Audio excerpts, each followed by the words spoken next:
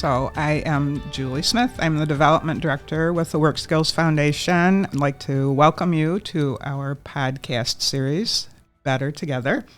And today we are really happy to have with us two of our providers in our clinical services program. And I am here today with my co-host, Stacey Anderson.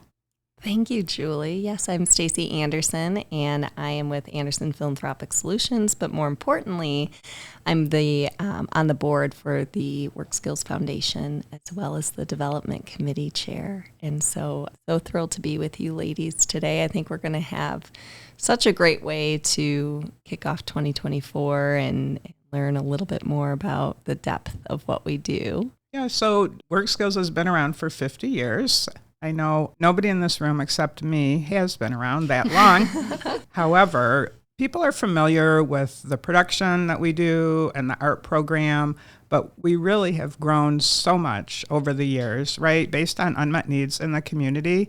So we have added the residential program, we have training, we have home care, we have staffing, and today we really want people to know about the clinical services. So you can flip a coin or decide who wants to go first and just tell us a little bit about you, about your program, how you came to Work Skills, and the benefits to the community.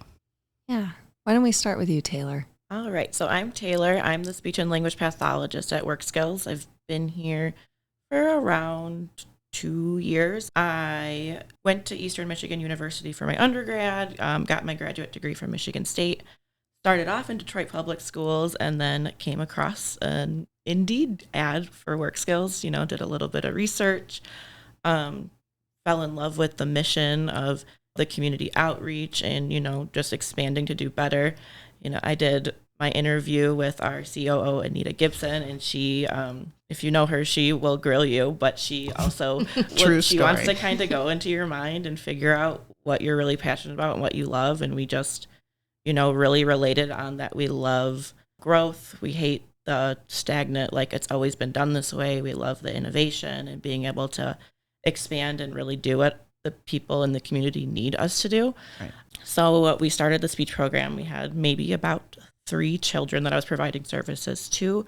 They were also receiving ABA services. And if you don't know what that is, that's applied behavioral analysis. That is a therapy to assist children with autism related to like their behaviors and stuff like that. So I was working in cahoots with our behavioral analyst.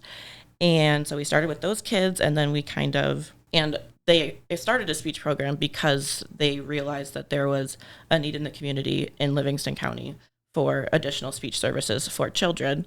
And then as we kind of dove into that, we figured out that there were adults that also were in need of our services. So I want to say I have around 20 clients now. About half are children, half are adults. My youngest is 3.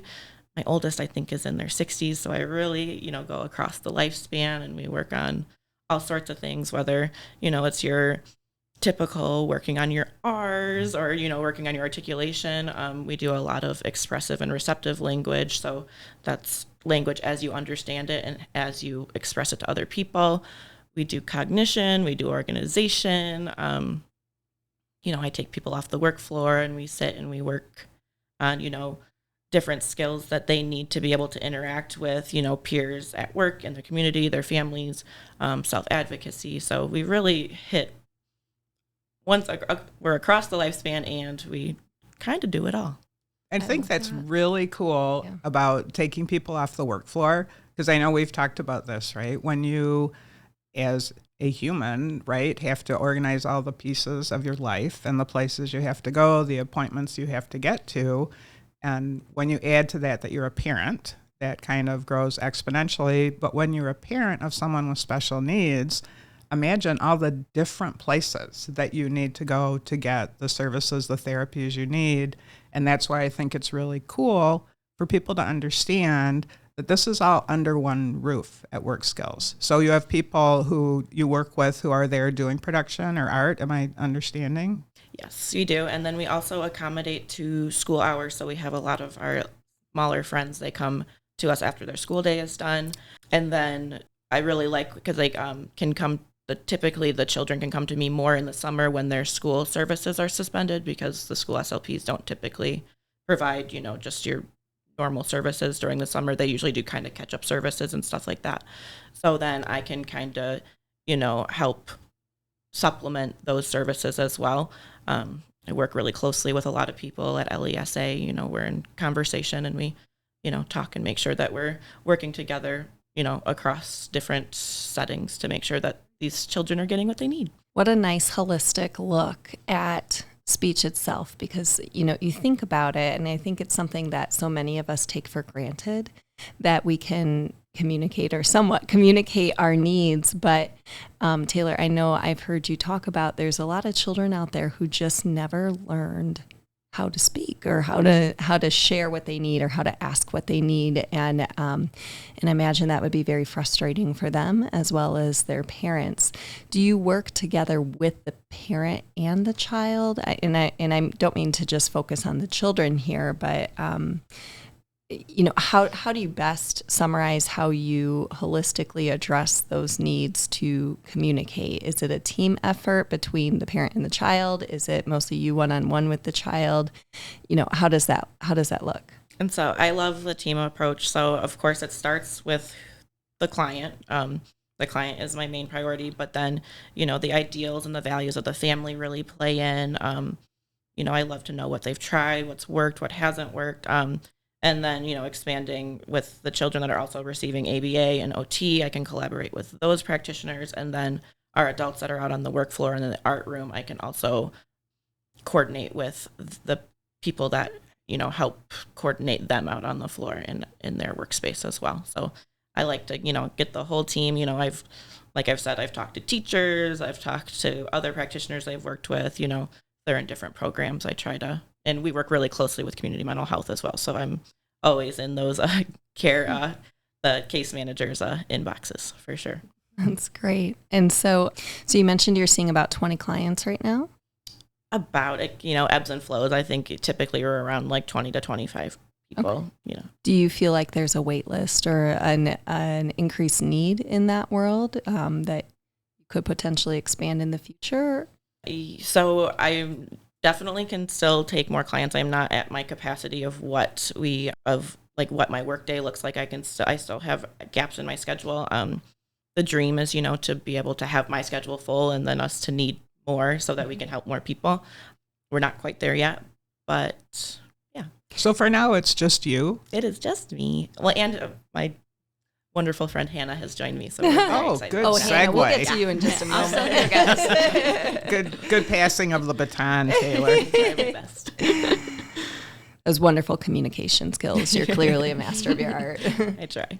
And one last question. So can you remind me the year that this started? How many years has this been going on at Work Skills? We've been offering the service. ABA has been a little bit longer, but speech started in January 2021. Okay. A couple of years. I have many more questions, but I don't want to get too distracted from our girl Hannah over here. No. So I know you two work hand in hand as you do with ABA as well. Hannah, why don't you tell us a little bit about what you do for Work Skills? Yeah, so my name's Hannah. I'm the Occupational Therapist at Work Skills.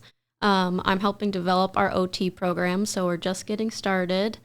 OT is kind of misunderstood by a lot of people typically. So most people think it's either physical therapy or we just help you find a job, but we're a lot more than that. I like to explain it as we work on anything that occupies your time.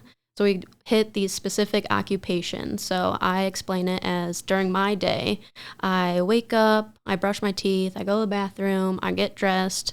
I usually do a little workout, make some breakfast, come to work, and then do whatever I want after work. And that's what occupies my time. And those are all occupations. So if something happens to me where I can no longer do all of those things, that's where OT comes into play. And then an OT would help me be able to adjust my independence to still be able to do the things I want and need to do throughout my day. Thank you for explaining that. Because I will raise my hand to those who thought that occupational therapy had to do with work. It is. A lot of people have no idea. Even when I meet a new family or a new client in the hospital setting, that's where I was working previously, they would say, oh, like you're physical therapy, right? Or you just do hands, or you just do upper body. I'm like, no, we're a little bit more than that, but let me show you what we can do. So I always just like to explain it before I get started, just so it's communicated beforehand. And I'm not, when I walk into the room, it's like, oh, PT's here. I'm like, no, we're OT. But yeah, just trying to advocate for the profession in this new role too, because I think just in the community, anyone can benefit from OT, like even myself. We hit a lot of broad aspects. A lot of people just kind of think we're on the medical side of things, like if you have a stroke or if you have a traumatic brain injury, that's only when you need OT. But that's not necessarily true. I know a lot of the kids that have ABA at Work Skills, they have a lot of sensory needs, whether that be loud noises bother them or they need to take some time to themselves or take a break. So OT, we call it a sensory diet, where we can administer, the assessment's called a sensory profile. So I would give it to the parents and they would go through a list of a lot of different things to kind of give me better information of what the child needs look like throughout their entire day from a sensory aspect. And then from there, we can create this diet, where if they are needing some sensory input or a sensory de-escalation or something like that, I can give them the tools and things to do that. So that's one thing that we do that's not really medical based. And we also help the mental health community. So it's a lot of, we can work on building up self-confidence. We can work on finding productive like leisure activities. So you have better coping strategies. So it's very broad and it's kind of hard to explain. But once I kind of evaluate and see what the client needs, that's where I can go from there. That's so incredibly insightful and helpful. Yeah. Because I too was confused about what OT was before, I sat down and learned from you. And, again, similar to speech, what a wonderful holistic program and approach to ensure that these clients have everything they need to be successful, both on and off the job. Right. And from the mental health standpoint, and gosh, what a conversation these days. Mm-hmm. I think it is so wonderful that you are teaching coping mechanisms and how important that downtime is to doing anything, like you said, right. Whatever that occupation may be. Mm-hmm. Wonderful. Can I ask you, Hannah, why don't you tell us a little bit about how you got to Work Skills? So you mentioned the hospital setting and, what inspired you to get into this career? Right. So I went to undergrad at Saginaw Valley State University. I played soccer there. I got my bachelor's in exercise science. I was en route to do orthotics and prosthetics, but I then realized a little too late in my path that orthotics and prosthetics is kind of behind the scenes, and you don't really get to work hand in hand with the people. And I just really wanted to make those connections and make a difference that was kind of more seen. So I ended up going to grad school at Eastern Michigan University, where I got my master's degree. And I have two older sisters, and my oldest sister is actually an occupational therapist. So she kind of introduced me to the profession, and she helped build my love for the profession. So from Eastern, we have to do field work. So I had the chance to work at Mary Free Bed Rehabilitation Hospital out in Grand Rapids, and that was an awesome experience. It was inpatient rehab. And then I also got to work at DMC Children's Hospital in Detroit. So I have a long background in hospitals, but what drew me to Work Skills, it was a challenge for me. I assumed that I would always work in a hospital. My parents both work in a hospital, but I was like, let me try something different. Let me challenge myself and see if I can do it. And then I saw an Indeed ad for Work Skills, and I researched it, and I didn't apply for it at first. I was like, man, when I looked on the website, I didn't see anything for occupational therapy, and I was like, I'm just really confused where OT would fit in. So I just kept looking at it. I talked to my sister about it, and she was like, just do it, just apply. And I was like, all right, I'll apply. And And then I had a couple phone interviews, a couple interviews with Taylor and then Anita and Amy. And I loved all the people that I met. One of the things that I've never had in the past was a good working environment where I got to meet a lot of people. My first full-time job, I started during COVID, during 2020. So I went to work, I went home, I didn't really get to interact. So that's one thing that I fell in love when I had my interviews, and that's kind of what drew me to the company. And then when I found out that I would be building this occupational therapy program and help develop it, I was a little nervous, but I was like, you know what? I can do this. I'm a new grad in August. I just graduated. Congratulations. Thank you. I passed my board exam, and I was like, I have the skills and knowledge that I could help Work Skills develop a great OT program. So I'm trusting my abilities. I'm trusting Taylor to just help guide me and make the right decisions, and everyone at Work Skills to help me too. It's wonderful. Can you tell me a little bit more about what triggered the development of this program? Because as you said, this is very, very new. Right. Obviously, this serves a wide breadth of the community, or will serve a wide breadth of the community.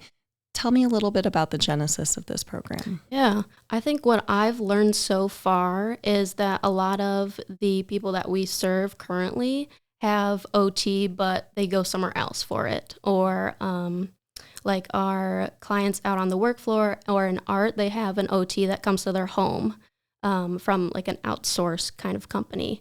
So I think that was the need, because we have in-house speech, and I think it's beneficial to have everything in one spot, like the one-stop shop. Yeah. And seeing the need of all of the kids or the adults that need OT, I think that was the drive to kind of put it in place, just to make sure that if they want to come to Work Skills and get everything that they need, they can.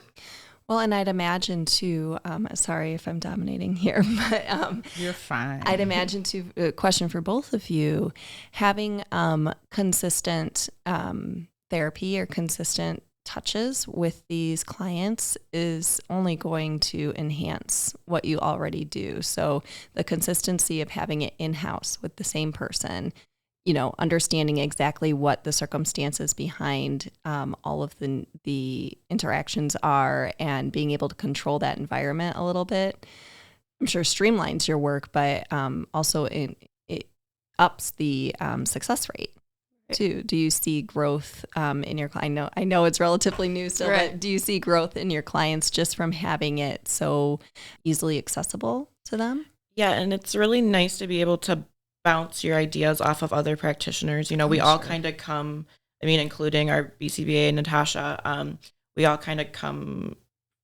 have a similar goal in mind, but our education backgrounds are a little bit different, and our, the different places we've worked are a little bit different. So maybe I've seen a kid that has had sensory needs, and I know a couple, things to implement, but I would really love for Hannah to come pop her head in and take a look at what I'm doing, maybe make some suggestions, because from what I've learned in all of my work is that a child that's struggling to get themselves grounded sensory wise is not going to learn anything. No. They need distracted, having uncomfortable in their own body, so sometimes that either makes a kid stop or it makes them run around like crazy.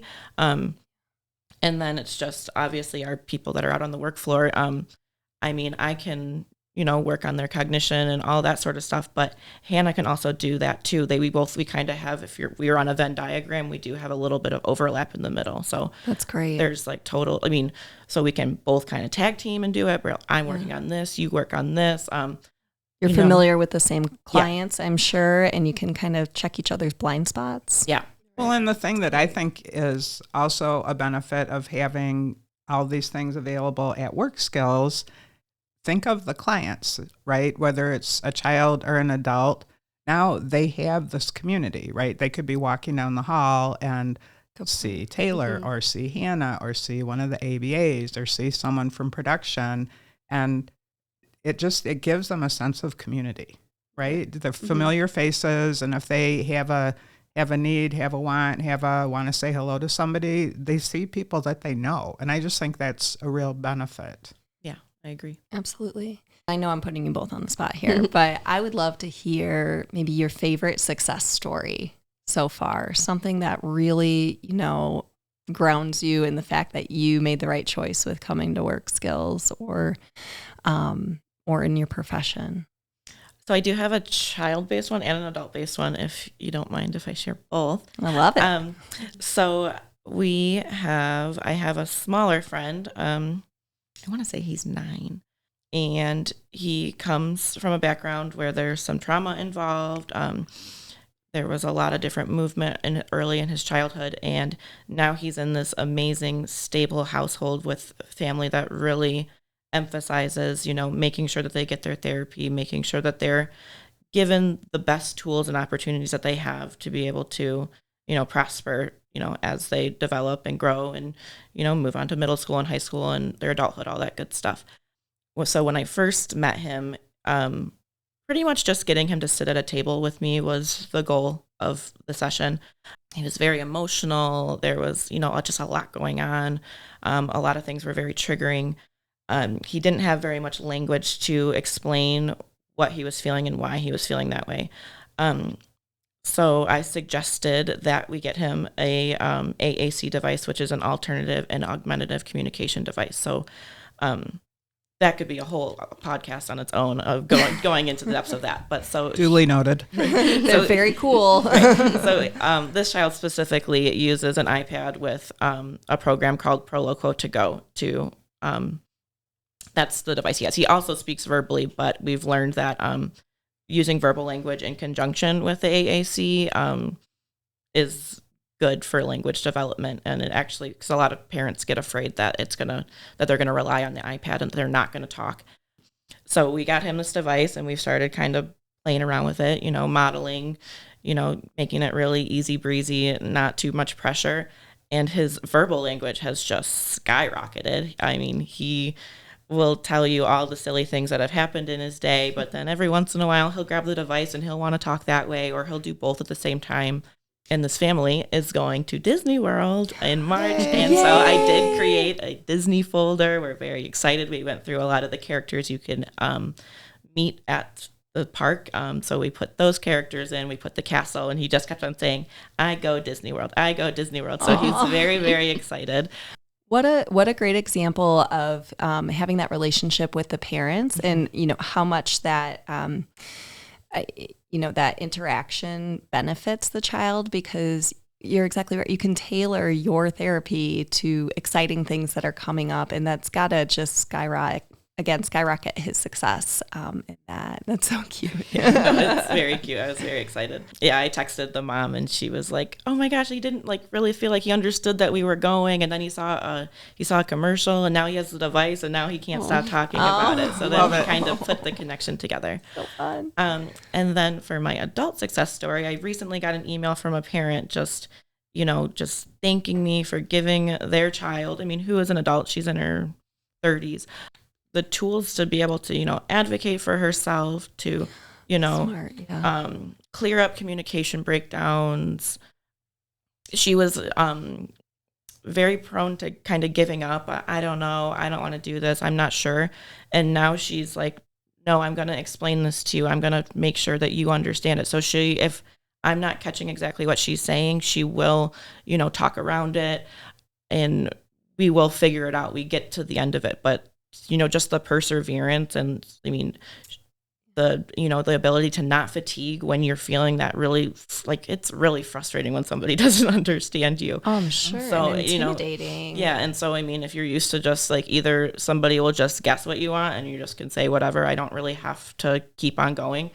But to give her the tool to be able to keep on going and to be able to persevere and to get to the end goal of There was one, she was trying to tell me that she had tacos for dinner, and I just was not catching it. And she goes, "You put the lettuce in the sour cream." And I was like, "Oh my gosh, you had tacos for dinner." And we were very excited. So I ended up emailing her mom, and I was like so excited. Her mom sent me a picture of the tacos because she made them in a muffin tin and all the cute stuff. So it was really fun. Oh, that's awesome. Yeah. And I mean, you just hit on something, and I'm sorry, I don't mean to derail it all, but you just hit on something that I think is so important for both roles here.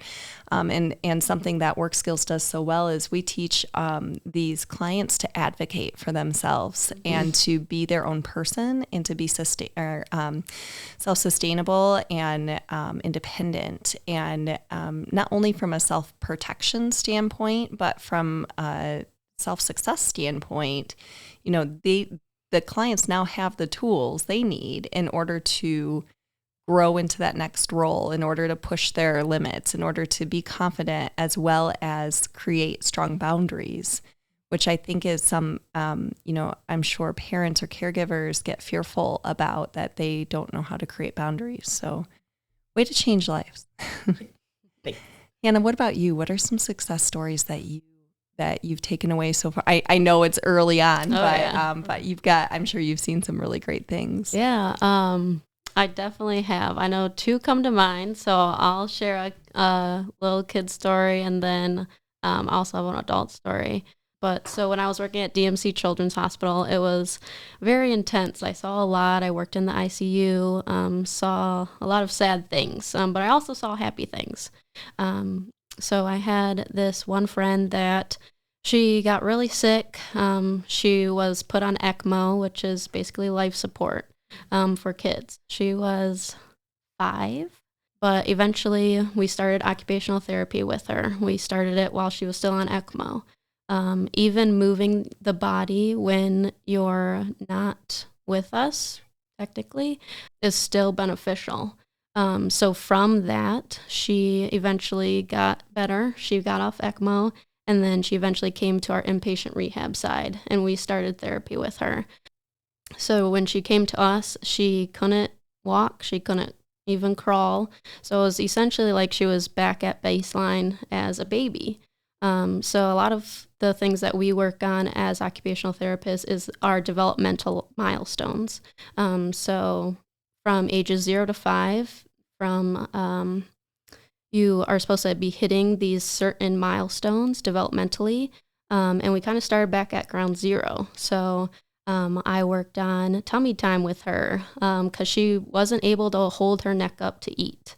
So it was very sad, but we started just tummy time. We did crawling to toys that she was excited about, or to food that she was excited about. We eventually got her up sitting by herself, and then we eventually got her to feed herself. From there, we worked on standing, supported at a table, and then unsupported, just playing with toys that she liked. She liked music. I got an opportunity to work with a music therapist, so we did a little dual treatment there. And eventually, it took a long time, but with occupational therapy and the whole team approach, she was able to walk out of that hospital by herself. Do you wonder, where is she now? That's always the thing. That would be hard. That's one hard thing about our profession. I feel like we get them to a certain point where we're like, awesome, but then they don't need you. Really, I know. I'm happy they don't need us, but at the same time, I'm like, I hope they're doing just as well. Yeah, sure. But yeah, that was an experience that I'll never forget for sure. Yeah. Yeah. And then I also had an opportunity to work with an adult in school. We saw him once a week, and it was more for our mental health rotation. And it was kind of fresh out of COVID, so he was very self-isolated. He didn't tend to leave his dorm room, so we started teletherapy. So we met with him once a week on Zoom to try to build up his self-confidence, help him realize that he can do hard things and can leave his room and be sociable again. So we saw him once a week for about 8 weeks, and at the end of 8 weeks, he actually at the 6th week, he agreed to have in-person therapy with us. So that was awesome. That was a big milestone because he just didn't feel like he could socialize the same after COVID. It was very self-isolating for everyone, not just him. But so at the end of our time together, he actually joined 2 clubs at the school.